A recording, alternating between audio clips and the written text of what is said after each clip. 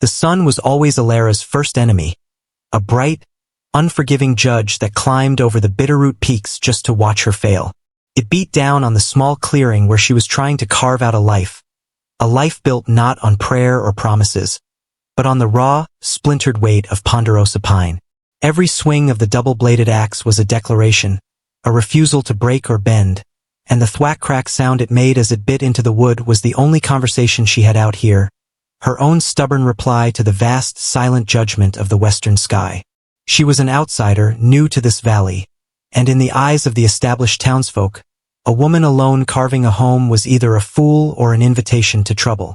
The logs weren't just wood. They were heavy pieces of proof, each one a testament to the fact that her dignity was not negotiable. It was cold comfort, but it was hers. She'd measured the square, cleared the scrub, dug the foundation. All with hands that were now permanently calloused, hands that had bled onto the very ground she was claiming.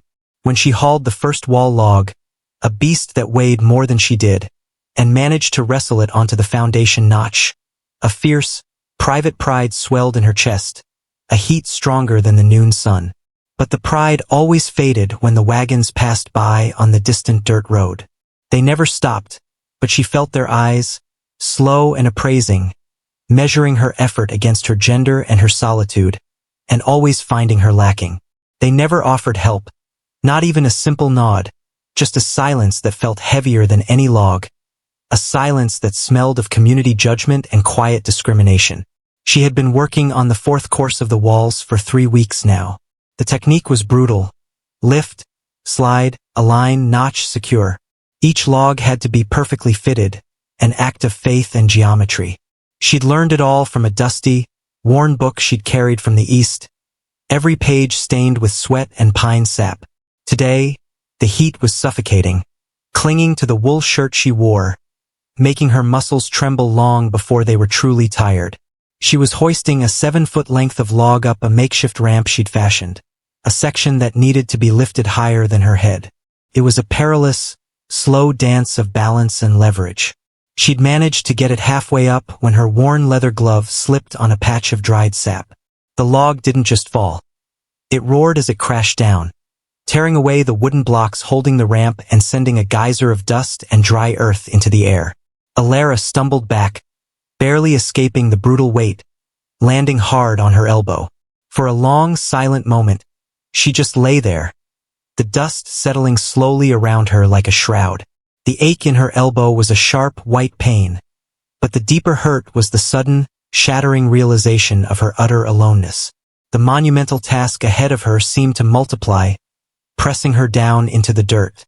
She let out a sound that was less a cry of pain and more a guttural admission of exhaustion, the sound of a spirit cracking under the strain. She pushed herself up, dragging her hand across her face, smearing the dirt and tears together. The moment she stood, her eyes fell upon the top of the distant rise, a spot she knew well.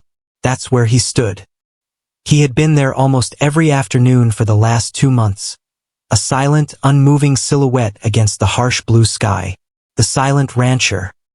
His name was Elias, or so she'd heard in the handful of times she'd ventured into town for supplies, a man of few words and vast, well-kept land that abutted hers. He wasn't one of the gossiping townsfolk. He was one of the untouchables, a local legend whose silence was more intimidating than any verbal threat. He rode a great bay horse, wore a duster that seemed to absorb all the light, and simply watched. She never knew if he was waiting for her to give up, waiting to buy her claim for a song, or simply curious about the fool woman who thought she could build a house with her bare hands. His presence was a constant, unnerving pressure, a silent witness to her every success and now to her failure. He wasn't close enough to speak to, but he was close enough to see the way her shoulders slumped, the frustrated kick she aimed at the downed log, the way she massaged her throbbing elbow. She felt a burning need to pretend she was fine, to show him she was untouchable, but the effort was too much. She simply stared back, daring him with her exhausted, angry gaze. Then, for the first time in weeks, he moved. Not just a shift of weight, but a slow, deliberate lowering of his horse down the slope toward her. The dust rose in a golden halo around the bay's hooves. Alara felt a cold knot tighten in her stomach. Fear? No, not exactly. More like a fierce, protective readiness. She wiped her face again, stood up straighter, forcing her breathing to be steady. She didn't want charity, and she certainly didn't want judgment delivered in person. He stopped his horse 10 feet away, a distance that felt as vast as the prairie itself. Elias was a tall man, and on the bay he towered over her, his face shadowed by the brim of a wide, dark hat. His eyes were the color of deep, still water, and they were fixed on the mess of the downed log and her trembling hands. The silence stretched, thick and painful, filled only by the heavy panting of the horse and the distant caw of a crow. She waited for the inevitable, for the condescending offer to handle the man's work, or the smug advice to go back to your people. But he didn't say any of that. He dismounted slowly, the creak of the saddle leather loud in the stillness. His movements were economical, every step measured. He walked over to the ruined ramp and simply pushed the heavy, 7-foot log with the toe of his boot, just to gauge its weight. Then he looked up at her, and his face, usually a mask of granite, held a flicker of something she couldn't quite name. Not pity, maybe a reluctant respect, maybe just a plain observation of fact. He spoke, and the sound of his voice was low and gravelly, like stones shifting in a dry riverbed, a sound she had never heard before. It was just 2 words, a question without accusation, delivered with a straightforward, unhurried air that cut through all the unspoken prejudice and judgment that had surrounded her for months.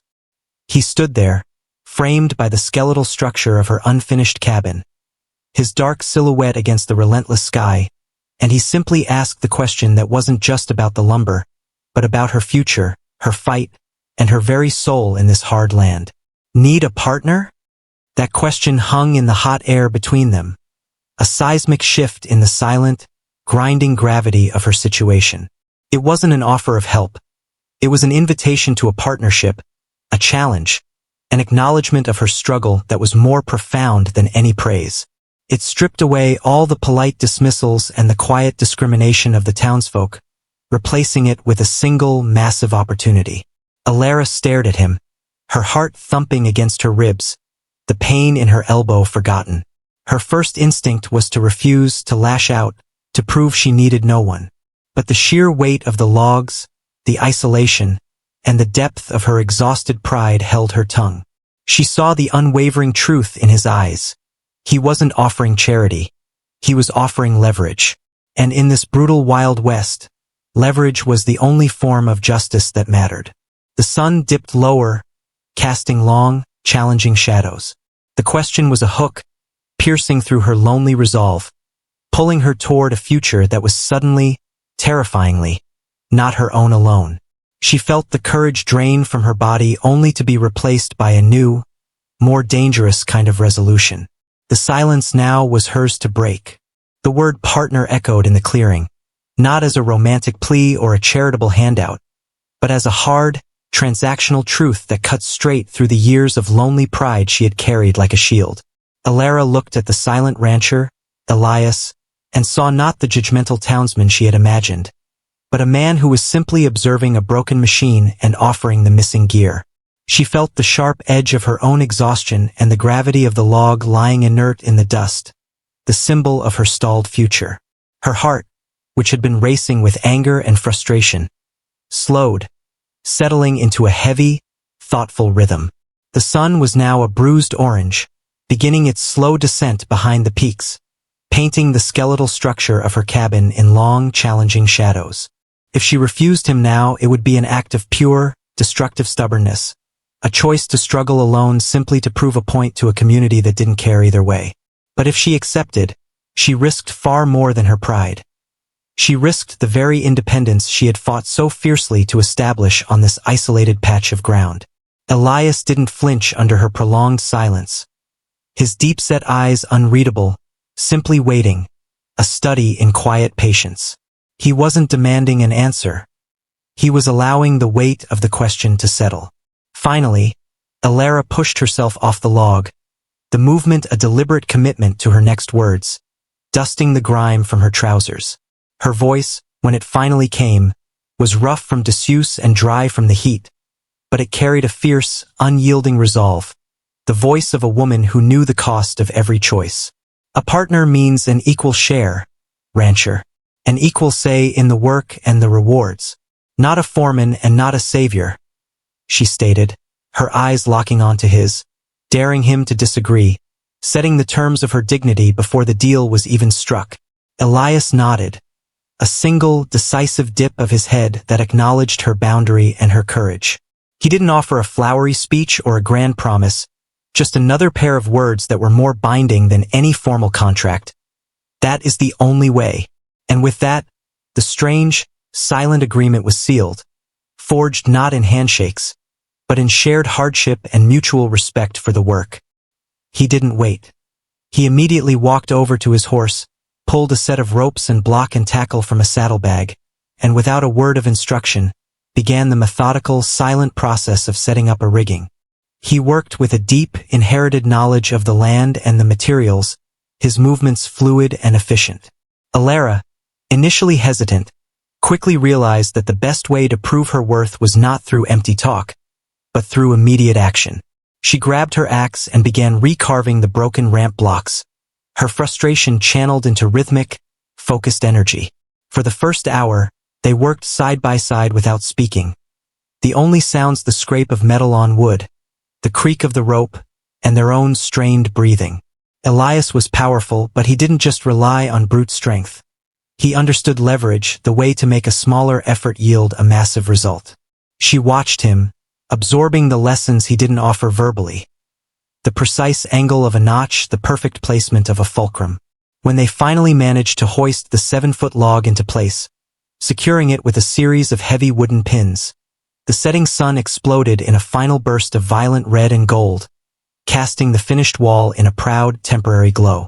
The unspoken partnership solidified over the next few weeks, a silent collaboration of muscle, wood, and sheer will.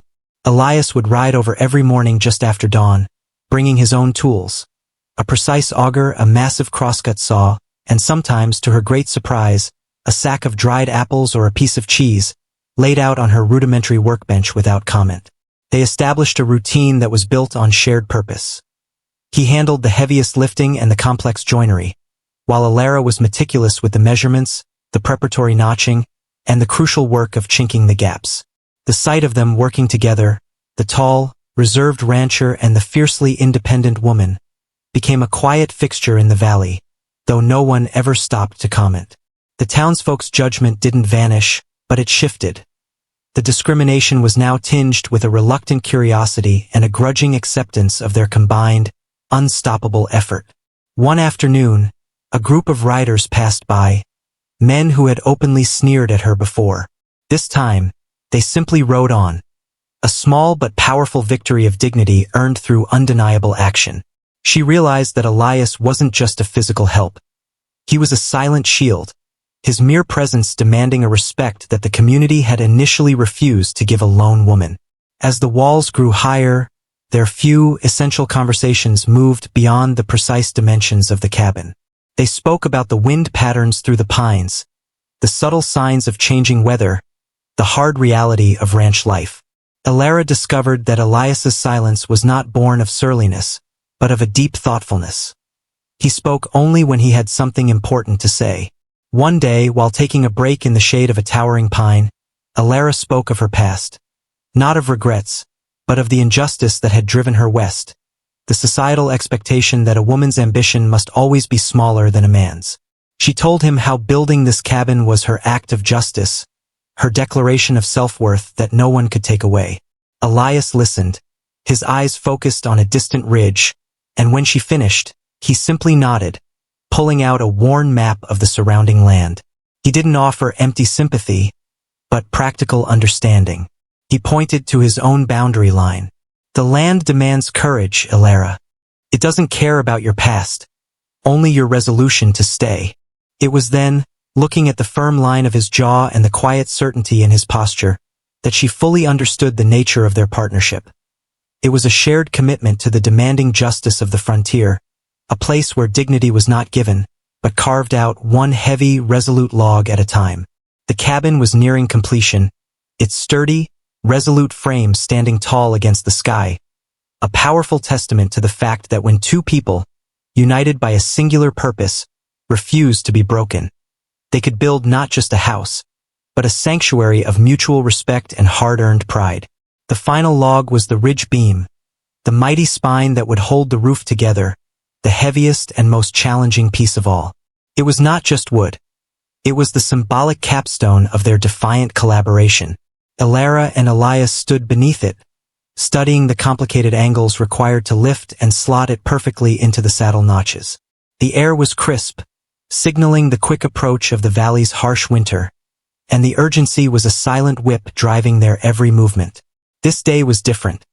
There was a quiet solemnity about it, a shared awareness that their time of intense, silent labor was drawing to a close. For weeks, they had existed in a world defined only by the task, their bond a simple, pure calculus of shared effort. Now, as they prepared for the final lift, the unspoken complexities of their relationship, the equal share, the mutual respect, the very definition of their partnership, came pressing in. They used a complex system of ropes and pulleys, with Elias managing the tension on the main line and Elara guiding the monstrous beam with long poles, her eyes tracking every fractional movement. It was a dance of trust, a high-stakes performance where one wrong move could undo weeks of work or, worse, cause serious injury. The log groaned, slowly climbing the scaffolding they had built. Elias's face was set in a grim mask of concentration, his muscles coiled beneath his shirt, but his silent directions, conveyed through subtle shifts of his weight and steady eye contact, were as clear as any shouted command. Elara met his intensity with her own, her brow furrowed, her hands burning from the friction of the rope. When the log finally slotted home with a resonant, satisfying thud that echoed across the quiet valley, they both let out a ragged breath, a sigh of final, shared triumph. The cabin was whole, an undeniable, sturdy structure of pride and perseverance. As the late afternoon shadows stretched long and cold, they sat on the newly laid front porch, looking at the finished walls, proof that dignity could, in fact, be built. Elias pulled out a small, rolled-up paper from his coat pocket, not a legal document, but a simple sketch of their adjoining land, a map he had drawn. He pointed to the lines, a gesture that was more significant than any courtroom decree. "The north pasture," he said, his voice low and firm. "It's a natural windbreak, better for grazing come winter. We split the use, equal effort in fencing and maintenance. It evens the scales for the cost of the timber I supplied." He wasn't demanding repayment. He was formalizing the partnership into a sustainable, shared venture, creating an economic structure that reinforced the emotional one. Elara took the map, her fingers tracing the boundary lines that now represented not separation, but a pragmatic, enduring connection. She nodded, accepting the new terms of their working justice. "And the cabin itself," she replied, her voice filled with an unwavering clarity, "is mine, but the door will always be open for honest counsel, and a warm meal partner, when the work is done." This was her covenant, her way of distinguishing the foundation of her independence from the offering of her friendship. Elias simply smiled then, a slow, rare transformation that softened the rugged edges of his face, a private acknowledgement that her dignity was not just intact, but magnified. He stood, gathering his tools, the creak of the leather bag sounding suddenly final. "Winter's coming. We'll start the fencing in the spring," he said, making a promise of the future rather than simply leaving the past. He mounted his bay horse, his silhouette once again dominating the horizon, but now, his presence was not a form of silent judgment. It was a promise of silent partnership. Elara watched him ride away toward the setting sun, a sun that no longer felt like a judge, but a beacon warming the rough-hewn timbers of her home.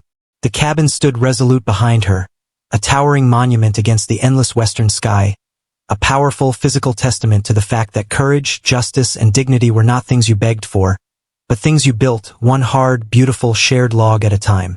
The partnership was not a romantic fairy tale. It was something far stronger, a foundation of mutual respect that was ready to face the long, challenging life of the frontier. The arrival of the first snow was less a quiet dusting and more a brutal ambush. It roared down from the Bitterroots, a white, howling fury that trapped the entire valley in a frozen vice. Alara's cabin, now chinked and roofed, stood as a sturdy, warm defiance against the elements. A world away from the exposed, desperate clearing it had been just months before. Inside, the fire crackled, casting a golden, dancing light on the newly smoothed log walls, and the scent of pine and wood smoke was the smell of safety, of earned success. Yet, the cold brought with it a different kind of anxiety, the realization that the partnership built on physical labor now had to survive the long, isolating test of trust. Elias, true to his word, had finished the crucial sections of the shared north pasture fencing just before the ground froze solid. But the intense cold made travel almost impossible, and weeks passed without a sight of the bay horse or the silent rancher.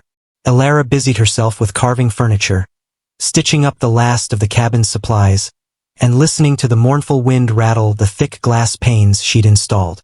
Loneliness, the old familiar enemy, began to creep back in, quiet and insidious, questioning the reality of the partnership. Had it simply been a summer convenience for him? Had the unspoken contract been forgotten once the snow fell? She fought the doubt, reminding herself of the firm set of his jaw, the honest look in his eyes, and the sheer, verifiable weight of the completed work around her. Her dignity, she knew, lay not in doubting, but in trusting the resolution she had chosen. Midwinter, the isolation broke not with a friendly knock, but with a frantic pounding on the door. It wasn't Elias. Standing outside, shivering and panicked, was a young boy from one of the farther settlements. A settlement that had never shown Alara anything but suspicion and cold shoulders. His father had taken a bad fall, broken his leg, and the nearest doctor was 2 days away. The boy, having seen Elias's wagon tracks ending near Alara's claim just before the snows, had ridden through the blizzard on a desperate hunch that the rancher might be there. Alara, a woman who had been systematically excluded and judged, was now the only chance for a family that had looked down on her. The gravity of the situation hit her hard. This was not about timber or fencing, but about life and death, and the ultimate test of community, or the lack thereof. She didn't hesitate. Though she wasn't a doctor, she had a supply of bandages, splints, and knowledge gleaned from her journey west. She quickly packed a bag, secured the cabin, and told the boy to lead the way. The ride through the blinding, sub-zero conditions was brutal. When they arrived at the small, dark cabin, the sight was exactly what she had fought so hard to escape. Fear, helplessness, and the heavy hand of fate. She calmly and professionally assessed the man's injury, setting the bone as best she could with improvised splints and firm wraps, her hands steady despite the fear in the room. She stayed through the night, administering care, speaking with a steady, commanding calm that stabilized the panicking family. When she left at dawn, having done all she could, there were no grand speeches, no apologies for past slights, just a few whispered, tearful thanks. As Alara rode back toward her own claim, half frozen but filled with a quiet, inner warmth, she met Elias coming the opposite way. He was on his sturdy bay, cutting a solid path through the deep snow, his face grim with concern. He saw her, saw the exhaustion etched on her face, and immediately knew. He didn't ask where she'd been. He simply dismounted, checked her horse, and looked at her, his eyes holding a depth of respect that transcended any words they had ever exchanged. He reached into his saddlebag and pulled out a small, heavy parcel. "Flour, dried beef, and feed for your horse," he said, his voice husky from the cold, a simple, non-negotiable payment on the unspoken contract. "I was worried when you weren't at the cabin." Alara looked at him, then back toward the settlement she had just helped save, the same settlement that had once tried to deny her a place. She smiled, a weary, genuine smile that reached her eyes, realizing that her true victory was not just building a cabin, but proving her inherent worth and dignity to the harsh land and, in doing so, finally earning a quiet, true acceptance. The partnership was not just about logs. It was about the resilience of two souls who understood that the true strength of the frontier was built on shared effort and profound, quiet trust. a foundation that the bitterest winter could not break. The spring arrived not with a gentle bloom, but with the roar of snowmelt, transforming the valley floor into a rushing, chaotic river. The spring thaw was the season of commitment, the time for Alara and Elias to fulfill the practical terms of their partnership by building the shared boundary fence on the north pasture. The work was demanding, digging post holes in the newly softened, rocky ground, hauling heavy coils of wire, and sighting the long, straight lines of their combined future. Unlike the cabin, which was a solitary monument to Alara's pride, the fence was a public, undeniable statement of their shared economic and physical territory. The town noticed. When Elias and Alara worked the cabin, it was private, easily ignored. But the fence ran right up to the county road, a visible, linear proof of their collaboration. As they toiled, two of the older, influential ranchers from town, men who had always regarded Alara with silent suspicion, slowly rode up to the fence line. Alara straightened up, axe resting on the ground, ready for the old, tired judgment. Elias simply kept working, driving a post deep into the earth with powerful, rhythmic strokes, treating the rancher's presence as a minor inconvenience. The tension was thick, a silent replay of the discrimination she had faced from day one. Finally, one of the men, Mr. Henderson, cleared his throat and spoke, not to Elias, but to Alara herself, a crucial shift in respect. "That's a true line, Mississippi, straight as an arrow. You handled the sightin' end well." It was a small, grudging acknowledgement, but to Alara, it felt like the formal acceptance of her dignity by the jury of the valley. She didn't offer a polite platitude. She gave a simple, direct nod of thanks, her eyes conveying the strength and resolution that had built both her home and her place in the community. That evening, as the fence work finished, leaving a long, gleaming line of wire taut against the sunset, Elias did something he had never done before. He didn't just leave a sack of provisions. He waited. As Alara stoked the fire for dinner, he lingered, his hand resting on the porch post he himself had helped install. "We finished the contract, Alara," he stated, his voice quiet, carrying the weight of finality. "The fence is set. The terms are met." He was offering her an exit, a clear path back to pure independence, testing whether their partnership was merely transactional. Alara turned from the fire, the warm light bathing her face. She looked at the sturdy cabin walls, at the vast, shared land beyond, and then at the silent rancher, who was no longer just a witness to her struggle, but an essential part of her landscape. The courage it took to invite him in was greater than the courage it took to build the cabin alone. "The contract is met," she agreed, walking toward him, her hand reaching out not to shake on a deal, but simply to touch the rough wood of the post beside his. "But the partner is still hungry. I made a stew that needs 2 spoons. Elias looked at her, and the smile that followed was deeper and warmer than any she had seen before, a quiet acceptance of the new, unspoken dimension of their relationship. He didn't ride away. He sat down on the porch step, resting his hat on the floor. As they ate side by side in the gentle light, sharing the simple, hard-earned meal, the silence between them was no longer a void of unspoken judgment or a pressure of work, but a comfortable, sustaining presence, the quiet confidence of 2 lives now interwoven. The story of the woman who built her cabin one log at a time had ended. The story of the partners who built a life together, with dignity, justice, and quiet, enduring love, was just beginning, framed by the sturdy walls they had raised and the long, straight line of the fence that marked their shared future. This continues the narrative, focusing on the inevitable return of the townsfolk's prejudice now that Alara is not alone, and how the stability of her partnership with Elias is challenged, forcing them to publicly define their relationship and defend their earned dignity. The quiet stability of the spring was shattered not by nature, but by the persistent, murmuring tide of human judgment. With the fence built and the land flourishing under their shared work, the townsfolk could no longer dismiss Alara as a struggling eccentric or Elias as merely curious. The open secret of their effective partnership had evolved in the minds of the old guard, particularly the judgmental wives of the 2 ranchers who had offered grudging praise, into a scandalous suspicion. Their dignity was under attack not by harsh conditions, but by gossip that tried to assign a low, easy motive to their high-minded alliance.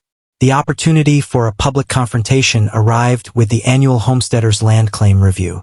Every settler had to present their completed dwelling and prove their capacity to sustain the land.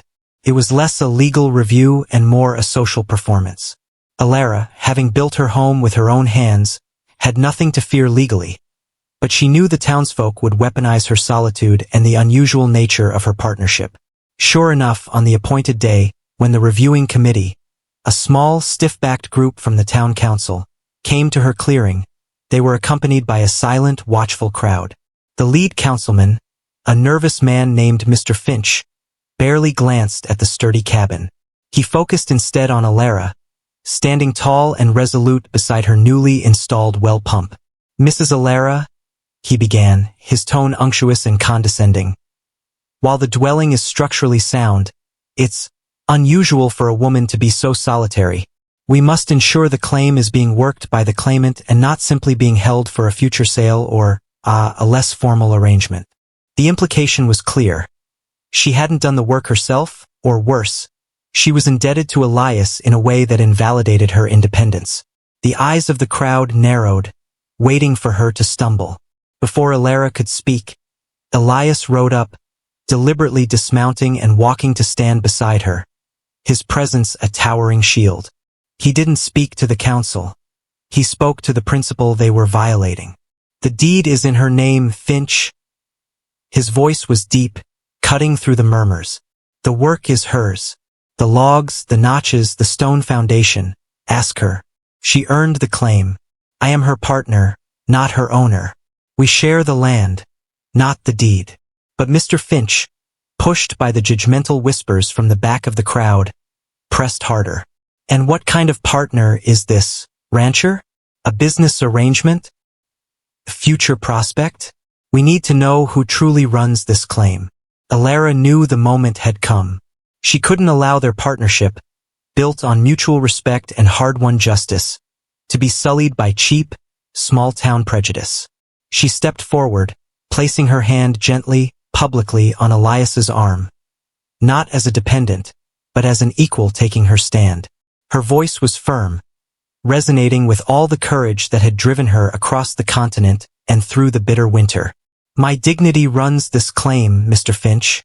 I built this cabin to prove that a woman's strength and resolution are as good as any man's. Elias is my partner in work, in purpose, and in life. We are united in a common future, built on the only true contract that matters in this valley: shared labor and mutual respect." Her words were a thunderclap of truth, stripping away the gossip and presenting their bond not as a convenience, but as a deliberate, powerful declaration. Elias looked down at her, a profound look of pride and affirmation in his steady eyes, a silent confirmation of her bold claim. The councilman, faced with such unwavering unity and the undeniable evidence of her achievement, had no legal leg to stand on and no moral authority to challenge her. Mr. Finch quickly scribbled his signature on the review document, officially validating her claim. As the committee retreated, the crowd didn't scatter. They stood, quieted not by fear, but by the sheer, undeniable force of Alara's proud, public statement. The discrimination hadn't vanished, but for the first time, Alara and Elias had faced it together, proving that their partnership was not just about building a house, but about building a better, fairer kind of life in the Wild West. Years passed, stretching out across the sweeping valley like the long, sturdy lines of their shared fence. Alara and Elias's cabin, once a lone, defiant structure, settled into the landscape, its pine logs darkened by sun and time, a testament to the unyielding power of a shared dream. They were no longer just the woman who built her own home and the silent rancher. They were a fixture, a foundation. Their partnership, cemented not by a minister or a magistrate, but by mutual respect and heavy labor, became the gold standard for honest dealing in the valley. Their lives unfolded with a quiet, efficient rhythm. The spring fencing, the summer haying, the autumn harvest, and the cozy isolation of winter. Elias's silence remained, but now Alara understood it as the deep quiet of a man entirely comfortable with his own thoughts, a man who spoke volumes through his actions. Alara's fierce independence tempered, growing into a confident, rooted authority. She became a sought-after voice on matters of land management and resilience, her counsel respected even by the same old ranchers who had once doubted her claim. The justice she had sought was not a sudden, dramatic victory, but the slow, profound justice of earned respect. The most visible change, however, was in the community storytelling. The townsfolk couldn't deny the stability and success of the couple. The story of Alara's initial arrival, the lone woman swinging an axe, battling the impossible, was no longer told with pity or judgment, but with an admiring pride, becoming a foundational myth of the valley's character. She was proof that courage was not limited by gender, and Elias, by honoring her independence and treating her as a true equal partner, had quietly set a new standard for manhood and collaboration in the Wild West. One crisp autumn evening, they sat on the cabin's porch, looking out over the land that was now their legacy. Their hands, crisscrossed with scars and hardened by years of honest work, rested close together. A new log was on the ground nearby, not for building a house but for carving a cradle. It was a symbol of the future, a continuation of the life they had carved out of the wilderness, one deliberate, resolute piece at a time. Elias reached over, his rough thumb lightly tracing the line of a healing scratch on Alara's knuckles. He finally broke the long silence, not with a profound declaration, but with a statement of simple, enduring truth. "The hard ground makes the strongest roots, partner," he murmured, his gaze sweeping across the vast horizon. Alara smiled, her eyes reflecting the last rays of the setting sun on the horizon. "Then we built a life that will stand any storm, rancher. We built our own horizon." Their journey from two solitary fighters to a unified force was complete, leaving behind a lasting legacy that redefined dignity and partnership in a harsh land. The cabin, framed by the sunset and surrounded by the fields of their shared future, stood as a quiet, powerful monument to the ultimate triumph of courage and resolution.